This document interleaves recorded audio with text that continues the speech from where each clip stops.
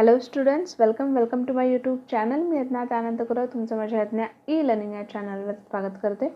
मुलांनो, आज आपण आपला जो 7 चॅप्टर आहे द ॲडमिनिस्ट्रेशन ऑफ द स्वराज्य म्हणजे स्वराज्याचा कारभार हा चॅप्टर आपण आजच्या व्हिडिओमध्ये कव्हर करणार आहोत. त्याआधी ज्यांनी चॅनल सबस्क्राईब नसेल केलं त्यांनी प्लीज चॅनल सबस्क्राईब करा, बेल आयकॉनवर क्लिक करा. आणि चला तर मग आपल्या आजच्या व्हिडिओला सुरुवात करूया. आपला 7 चॅप्टर आहे द ॲडमिनिस्ट्रेशन ऑफ द स्वराज्य. ॲडमिनिस्ट्रेशन म्हणजेच कारभार आणि स्वराज्य म्हणजे स्वराज्याचा कारभार. ॲडमिनिस्ट्रेशन ऑफ द स्वराज्य. शिवाजी महाराज फाउंडेड स्वराज्य. शिवाजी महाराजांनी स्वराज्याची स्थापना केली. ही हॅड हिमसेल्फ क्राउन आणि त्यांनी स्वतः राज्याभिषेक स्वतःचा करून घेतला. After the coronation Maharaj accomplished दक्षिण दिग्विजय the conquest of the south. The Swarajya expanded comprising large areas of Nashik, Pune, Satara, Sangli, Kolhapur, Sindhudurg, Ratnagiri, Raigad and Thane district of the Maharashtra. It also included parts of Andhra Pradesh and Tamil Nadu states. To ensure the smooth management of the affairs, the Swarajya, and to ensure people's welfare, Shivaji Maharaj set up an efficient administration. We shall get some information about it in this chapter. आता काय सांगितलं? शिवाजी महाराजांनी स्वराज्याची स्थापना केली. त्यांनी स्वतःचा राज्याभिषेक जो आहे तो करून घेतला. त्याच्यानंतर राज्याभिषेकानंतर त्यांनी दक्षिण दिग्विजय केला. स्वराज्याचा विस्तार झाला म्हणजे स्वराज्य आता वाढला आणि या स्वराज्यात महाराष्ट्रातील नाशिक, पुणे, सातारा, सांगली, कोल्हापूर, सिंधुदुर्ग, रत्नागिरी, रायगड आणि ठाणे या जिल्ह्यांचा प्रदेशसुद्धा आता त्यांचा सुद्धा प्रदेशाचा समावेश झाला. तसेच कर्नाटक, आंध्र प्रदेश आणि तमिळनाडू या राज्यातील काही भाग स्वराज्यात समाविष्ट झाला होता. आणि अशा रीतीने विस्तारित गेलेल्या स्वराज्याचा कारभार जो आहे तो सुरळीतपणे व्हावा आणि त्यामध्ये लोकांचा कल्याण साधला जावा यासाठी महाराजांनी स्वराज्याची घडी जी आहे ती बसवली. याविषयीची माहिती जी आहे ती आपण आजच्या या चॅप्टरमध्ये घेणार आहोत. तर बघा, आपला फर्स्ट पॉईंट काय आहे? आपला फर्स्ट पॉईंट आहे अष्टप्रधान मंडळ, council of 8 ministers. Okay. At the time of his coronation, Shivaji Maharaj appointed a council of 8 ministers. The administration was divided into 8 departments. महाराजांनी राज्याभिषेकाच्या प्रसंगी अष्टप्रधान मंडळ जे आपण म्हणतो तर ते त्यांनी नियुक्त केलं. म्हणजेच काय तर काउन्सिल ऑफ 8 मिनिस्टर्स. राज्यकारभाराच्या सोयीसाठी त्याची 8 अशी खात्यांमध्ये त्याची विभागणी केली गेली. ते डिवाइड केलं गेलं.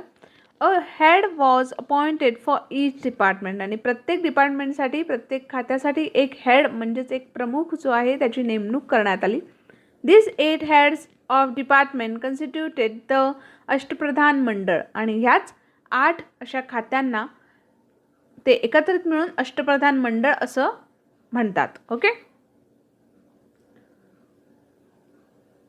ओके, अष्टप्रधान मंडळ. Then these 8 heads of department constituted the Ashtapradhan Mandal. Maharaj alone had the power to appoint a minister or to remove him from his position. The ministers were answerable to Maharaj for the administration of their respective department. म्हणजेच महाराज जे होते तर महाराजांनाच अधिकार होता एखाद्याची पदावर नेमणूक करणे किंवा त्याला त्या पदावरून दूर करण्यासाठी. ठीक आहे. आपापल्या खात्याच्या या कारभारासाठी हे प्रमुख राजांनाच जबाबदार होते म्हणजे त्यांनाच अन्सरेबल होते. Shivaji Maharaj selected the council on the basis of their merit and achievements. He did not give them jagir, वतन्स और गिफ्ट्स और फिफ्ट्स. दे वर पेड हँडसम सॅलरीज इन्स्टेड. आता शिवाजी महाराजांनी गुण त्यांचं कर्तृत्व पाहून अष्टप्रधान मंडळाची निवड केली. त्यांना इनामे किंवा वतने किंवा जहागिरी आपण म्हणू तर त्या दिल्या नाहीत. त्यांना रोख पगार मात्र भरपूर दिला होता. Then Shivaji Maharaj then the policy regarding agriculture. आता शेतीविषयीचे धोरण बघा काय होते. Agriculture was the main occupation in villages. Maharaj knew the importance of agriculture. That was why he paid attention to the welfare of the farmer. He entrusted He entrusted the responsibilities of organizing the land revenue system to his capable and experienced officer bearer Annaji Tattu. He warned the officers that they should not collect more revenue than the amount that was fixed. He encouraged peasants to bring uncultivated land under cultivation. If the crop was lost due to excessive rains or droughts, or if an enemy army had devastated the area of the village, remissions were granted in land revenue or other taxes. Maharaj had instructed his officers to provide peasants with bullocks, ploughs and good seeds for sowing. म्हणजेच काय? तर आता इथे शेतीविषयी धोरणं बघा कशा पद्धतीने आखली गेली होती. शेती हा खेड्यातील मुख्य व्यवसाय आहे, बरोबर. हे महत्त्वाचं ऑक्युपेशन आहे. त्याच्यानंतर महाराज शेतीचे महत्त्व जाणत होते, त्यामुळे त्यांनी शेतकऱ्यांच्या हिताकडे लक्ष दिले. त्यांनी अण्णाजी दत्तो यांना आपल्या कर्तबगार व अनुभवी अधिकाऱ्यांवर जमीन महसुलाची व्यवस्था लावण्याची जबाबदारी सोपवली आणि ठरवून दिलेल्या रकमेपेक्षा अधिक महसूल जो आहे तो गोळा करू नये अशी त्यांना ताकीद दिली. ठीक आहे. पडीक जमीन ही लागवडीसाठी आणण्यासाठी उत्तेजन दिले. अतिवृष्टी आणि अवर्षण यामुळे पिकं हातचे गेले होते किंवा शत्रू सैन्याने गावाचा प्रदेश जो आहे तो पूर्णपणे उद्ध्वस्त केला होता. तर अशा सर्व प्रसंगी शेतकऱ्यांना शेतसारा आणि इतर कर यांमध्ये सूटसुद्धा देण्यात आली होती आणि देण्यात यावी हा आदेश महाराजांनी केला होता. तसेच अशा प्रसंगी शेतकऱ्यांना बैलजोड्या, नांगर आणि पेरणीसाठी चांगले बियाणे पुरवावे अशी सुद्धा त्यांनी अधिकाऱ्यांना आज्ञा जी आहे ती केली होती. ओके. त्याच्यानंतर बघा अष्टप्रधान मंडळ ऑफ शिवाजी महाराज. आता शिवाजी महाराजांचे अष्टप्रधान मंडळ कोण होतं बघा. नेम ऑफ द मिनिस्टर मोरो त्रिंबक पिंगळे. आता पहिलं नाव काय आहे प्रधानाचं, तर मोरो त्रिंबक पिंगळे. त्यांचं डेझिग्नेशन काय होतं, प्रधान. ओके.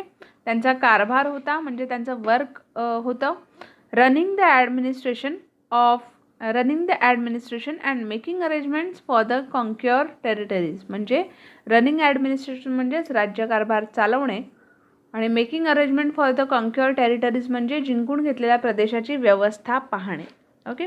त्याच्यानंतर सेकंड मिनिस्टर आहेत रामचंद्र नीळकंठ मुजुमदार. रामचंद्र नीळकंठ मुजुमदार यांचं पद होतं, डेझिग्नेशन होतं अमात्य आणि त्यांना कामं कोणती होती, keeping the accounts of the state म्हणजे राज्याचा जमा खर्च जो आहे तो पाहणं. देन थर्ड आहे अण्णाजी दत्तो. अण्णाजी दत्तो यांचं डेझिग्नेशन काय होतं, सचिव. ओके. प्रिपेअरिंग लॉयल एडिक्ट्स म्हणजे सरकारी आज्ञापत्र जे आहे ते तयार करणे हे त्यांचं काम होतं. Then fourth Dattaji Trimbak Waknis. दत्ताजी त्रिंबक वाकनीस यांचं काय होतं, तर करस्पॉन्डन्स म्हणजेच पत्रव्यवहार सांभाळणं. देन हंबीरराव मोहिते. हंबीरराव मोहिते कोण होते, तर सेनापती होते. त्यांचं वर्क होतं organisation of the army and protection of the kingdom म्हणजे सैन्याची व्यवस्था ठेवणे, राज्य संरक्षण करणे. त्याच्यानंतर रामचंद्र त्रिंबक डाबीर. ओके. रामचंद्र त्रिंबक डाबीर यांचं काय होतं, तर सुमंत अँड डेझिग्नेशन वर्क त्यांचं होतं फॉरेन रिलेशन म्हणजे परराज्य जी होती त्यांच्याशी संबंध ठेवणे. त्याच्यानंतर नेक्स्ट आहे निराजीरावजी. निराजीरावजी यांचं काय होतं, डेझिग्नेशन न्यायाधीश. ओके. आणि त्यांचं वर्क होतं डिस्पेन्सिंग जस्टिस म्हणजेच न्याय देणे, न्याय करणे. ओके. न्यायदान करणे. देन 8 मोरेश्वर पंडितराव. कोण होते, मोरेश्वर पंडितराव. त्यांचं काय होतं, तर पंडितराव आणि त्यांचं वर्क काय होतं, तर लुकिंग आफ्टर रिलिजियस मॅटर म्हणजे धार्मिक व्यवहार जे आहे त्याच्याकडे लक्ष देणं. ठीक आहे. Then next village economy of that period म्हणजे त्यावेळेची विलेज इकॉनॉमी, खेड्यातलं किंवा गावाचं अर्थकारण जे आहे ते म्हणू आपण. Okay. Agriculture was the backbone of the rural economy. In villages, many occupations developed to supplement agriculture. Artisans in the village produce goods and fulfill the needs of the local people. In this sense, a village was a self-sufficient unit. Farmers gave a definite share from their produce to artisans. This share was called baluta. आता शेती व्यवसाय हा खेड्यातील अर्थकारणाचा कणा होता आणि खेड्यात शेती व्यवसायाला पूरक असे व्यवसाय चालत होते. गावातील कारागीर वस्तूंचे उत्पादन करत होते. तसेच स्थानिक लोकांच्या त्यावेळेस हे उत्पादन करून गरजा ज्या आहेत त्या भागवल्या जात होत्या. या अर्थाने खेडे संपूर्णपणे म्हणजे खेडं जे आहे ते स्वयंपूर्ण होत होतं. म्हणजे स्वतःच्या गरजा ज्या आहेत ती लोक स्वतः भागवत होती. शेतकरी आपल्या उत्पादनातून आवश्यक तो वाटा कारागिरांना देत आणि या वाट्याला बलूत असं म्हणत होतं. ठीक आहे. Then trade and business. आता व्यापार आणि उद्योग बघूया. Maharaj knew that the kingdom does not prosperous without an increase in trade. Merchants bring novel goods as also certain necessities into a kingdom. Good becomes available in plenty. Trade prospers, adding to wealth. Then the view that Maharaj took of merchants is seen in the Ajanyapatra, where merchants are described as follows. That is, merchants are the ornament of the kingdom and the glory of the king. आता इथे काय सांगितलं? Trade and business म्हणजेच व्यापार आणि उद्योग. Okay. व्यापार वृत्तीशिवाय राज्य भरभराटीस येत नाही हे महाराजांनी ओळखलं होतं आणि व्यापाऱ्यांमुळे नवनवीन आणि गरजेच्या वस्तू ह्या राज्यात येत होत्या. वस्तूंची मुबलकता सुद्धा वाढत होती. व्यापार वाढतो तर संपत्तीतही भर पडत होती. साहुकार म्हणजे राज्याची आणि राजश्रीची शोभा हे आज्ञापत्रातील वर्णन महाराजांचा व्यापाराकडे पाहण्याचा नेमका दृष्टिकोन स्पष्ट करणारे आहे. साहुकार या शब्दाचा व्यापारी असा अर्थ आहे.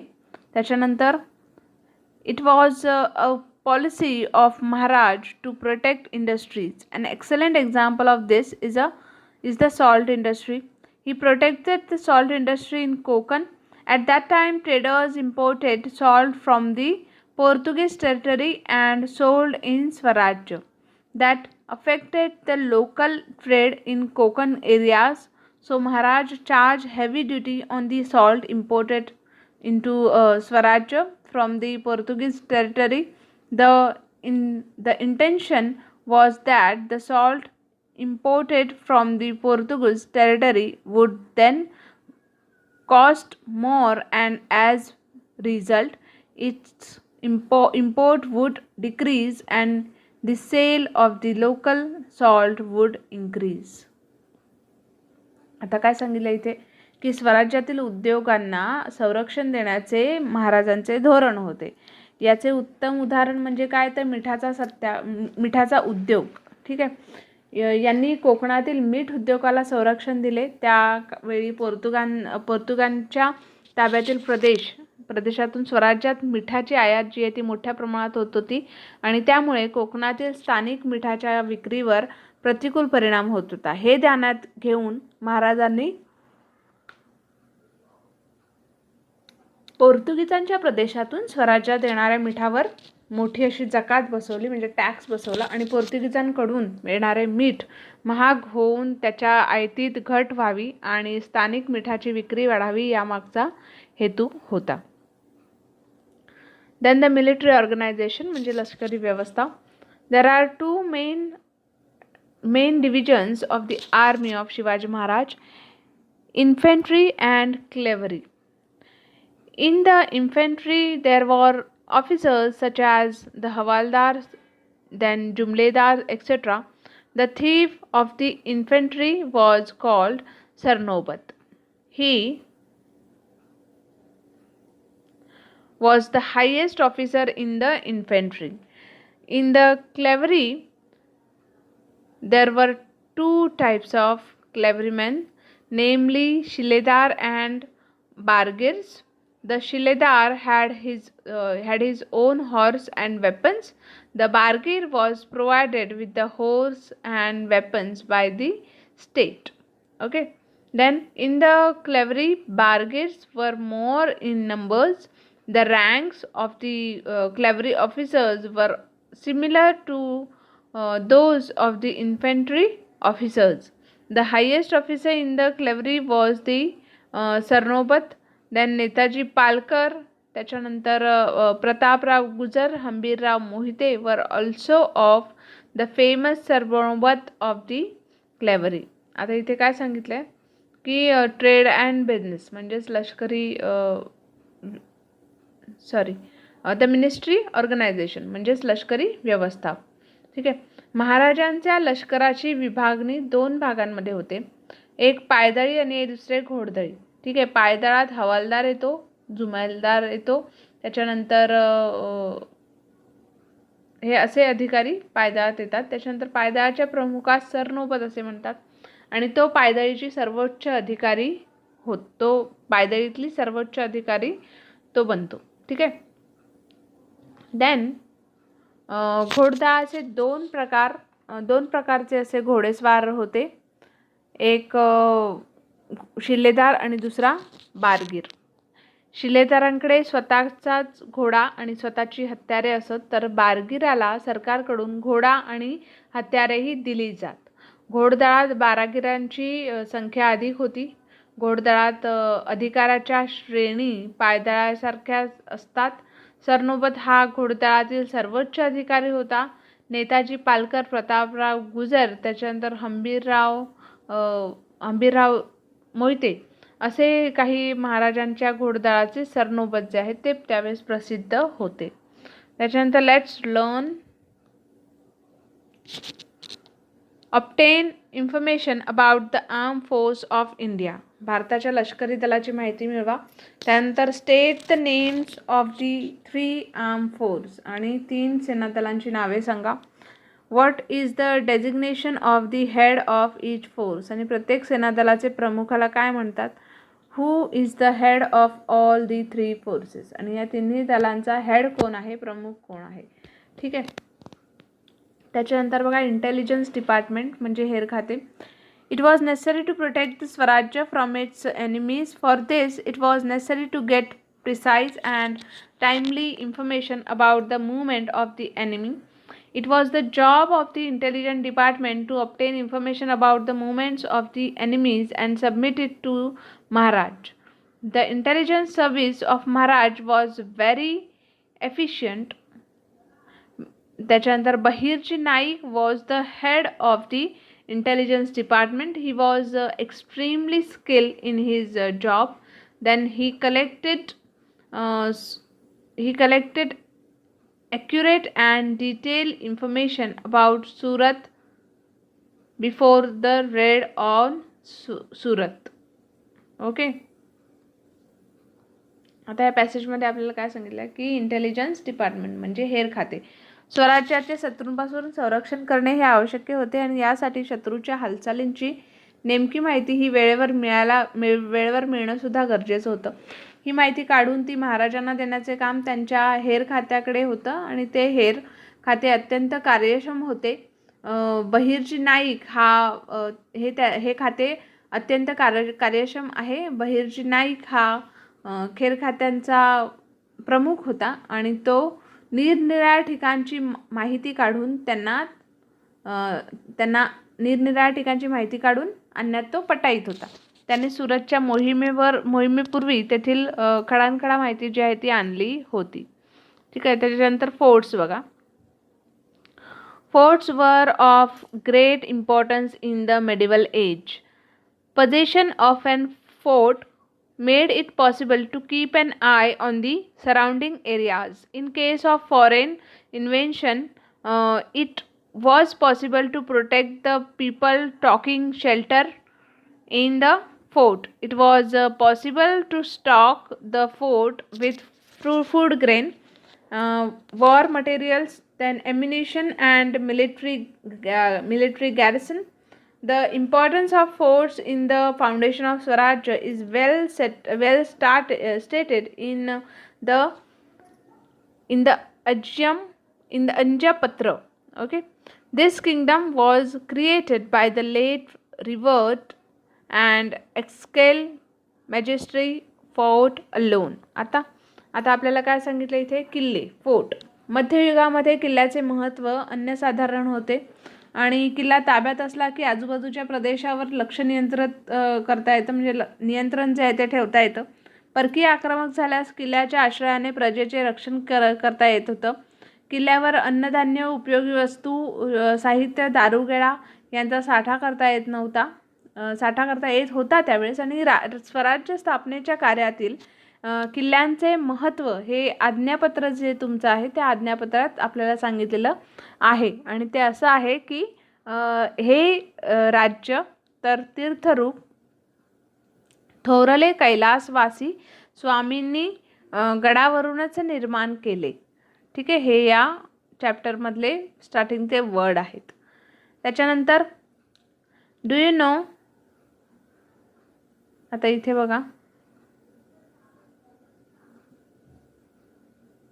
ओके, डू यू नो, तुम्हाला माहीत आहे का, काय माहीत आहे बघूया. The description of the building of fort by Shivaji Maharaj in the treatise Budbhushan composed by Chhatrapati Sambhaji Maharaj is remarkable. It is also follows Shivaji Maharaj built many impenetrable forts on the ridge of plateaus in the Sahyadri mountain range. In many places from Karnataka up to Baglan, the intention behind it was protected this earth. Then under his successful leadership, these forts were built from the banks of the river Krishna up to the sea in all the four directions. In the Rairi fort, Raje Chhatrapati Shivaji Maharaj remained on the forefront among all kings and was victories. Okay, आता शिवाजी महाराजांच्या दुर्ग निर्मिती संबंधी संभाजी महाराजांनी बुधभूषण या ग्रंथात वर्णन जे आहे ते केलेले अलक्षणीय आहे. ते पुढील प्रमाणे आहे की कर्नाटक देशापासून ते बागलान या देशापर्यंत शत्रूंना अभेद्य दुर्गच असे अनेक किल्ले छत्रपती शिवाजी महाराजांनी सह्याद्री पर्वताच्या उत्तुंग अशा शिखर पठारांच्या रांगा ह्या जागोजागी बांधल्या. त्यामागे उद्देश म्हणजे या पृथ्वीचे संरक्षण करणे हा होता आणि त्यांच्या यशस्वी नेतृत्वाने कृष्णा नदीच्या काठापासून ते समुद्राच्या चारही दिशांसभोवती ते किल्ले बांधले. रायरी किल्ल्यात ते विजय आणि सर्व राजांमध्ये अग्रेसर असे राजे छत्रपती शिवाजी महाराज हे राहिले. ठीक आहे. Then there were about 300 fort in the स्वराज्य. सुमारे किती फोर्ट आहेत? 300, म्हणजे 300 फोर्ट आहेत. Maharaj spent a considerable amount of money on the building and repairs of these forts. He built hill forts like Pratapgarh, Pavangarh and Rajgarh. There was a Killedar, a subnis and a Karkhanis on every fort. The Karkhanis looked after the storage of food grain and the maintenance of war material on the fort. आता काय सांगितलं की स्वराज्यामध्ये सुमारे 300 किल्ले आहेत आणि या किल्ल्यांची बांधणी जी आहे ती बांधणी आणि दुरुस्ती यासाठी महाराजांनी मोठा खर्च केला आणि रायगड, प्रतापगड, पावनगड यांसारखे डोंगरी किल्ले हे बांधले. किल्ल्यांवर किल्लेदार, सबनीस आणि कारखानीस असे अधिकारी असतात. तेथील धान्याची जी कोठी आहे आणि युद्ध साहित्याची अवस्था ही पाहण्यासाठी कारखानीस हा अधिकारी असे. त्याच्यानंतर बघा सी फोर्ट. नेक्स्ट आहे आपला सी फोर्ट. सी फोर्ट म्हणजे सागरी किल्ले, समुद्री किल्ले. Maharaj knew the importance of sea fort too. One of the sea forts that he built was Sindhudurga at Malvan. It is an excellent sea fort. To give strength to the construction of the fort, 5 kandils of lead was poured into its foundation. The sea fort called Padmadurga was built in front of Rajapuri in order to counter the Siddhi power. About this fort, Maharaj has said in the letter that by constructing Padmadurga, he has set up another Rajpuri to overshadow the Rajpuri of the Siddhi. Okay, आता इथे काय सांगितलं आहे की महाराजांनी सागरी किल्ल्यांचेही महत्त्व ओळखले. त्यांनी बांधलेल्या जलदुर्गांपैकी मालवणचा सिंधुदुर्ग हा उत्कृष्ट असा किल्ला आहे आणि या किल्ल्याच्या बांधणीमध्ये भक्कमपणा यावा म्हणून त्यांनी किल्ल्याच्या पायाभरणीसाठी 5 खिंडी शिसे ओतण्याची व्यवस्था जी आहे ती केली होती. त्यांनी सिद्धीला शह देण्यासाठी राजपुरी समोर पद्मदुर्ग नावाचा सागरी किल्ला बांधला आणि आपल्या एका पत्रात या किल्ल्याविषयी ते म्हणतात की पद्मदुर्ग बसून राजकोल्हापूरच्या उर्वरी दुसरी राजपुरी केली. ओके, नेक्स्ट आहे navy. Enemies on the west coast of India, the Portuguese of Goa, the Siddhi of Janjira, and the British factors of Surat and Rajapur created obstacle in the work of expanding the Swarajya. It was necessary to curb their activities and to protect the west coast. For this purpose, Maharaj raised a navy. He realized that the one who has a navy controls the sea. Maharaj and great foresight. Okay, आता इथे आपल्याला काय सांगितलं आहे की पहिलं तर navy म्हणजेच काय तर आरमार. ठीक आहे. भारताच्या पश्चिम किनारपट्टीवरील गोव्याचे पोर्तुगीज जंजिराची सिद्धी तसेच सुरत आणि राजपूर येथील इंग्रज हे वखारवाले हे शत्रू स्वराज्य विस्ताराच्या कार्यात अडथळा आणत आणि या अडथळ्यास पायबंद घालणे आणि पश्चिम किनारपट्टीचे संरक्षण करणे याची जबाबदारी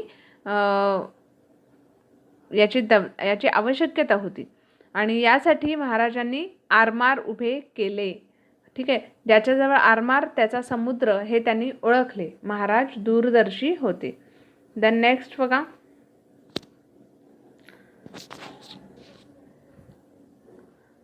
There were 400 ships of various kinds in his navy. They included battleships like the Gurab, Galbat and Pal. Ships were built in the creek of Kalyan Bhiwandi. Vijayadurga and Malwan, Mayank Bhandari and Daulat Khan were the chief naval commissions. Okay. आता इथे काय सांगितलं की महाराजांच्या आरमारात विविध प्रकारचे 400 जहाजे आली होती आणि यांमधील गुलाब, गलबत आणि पाल ही जहाजे लढाऊ होती. कल्याण भिवंडीची खाडी, विजयदुर्ग आणि मालवण येथे जहाजे बांधली जात होती.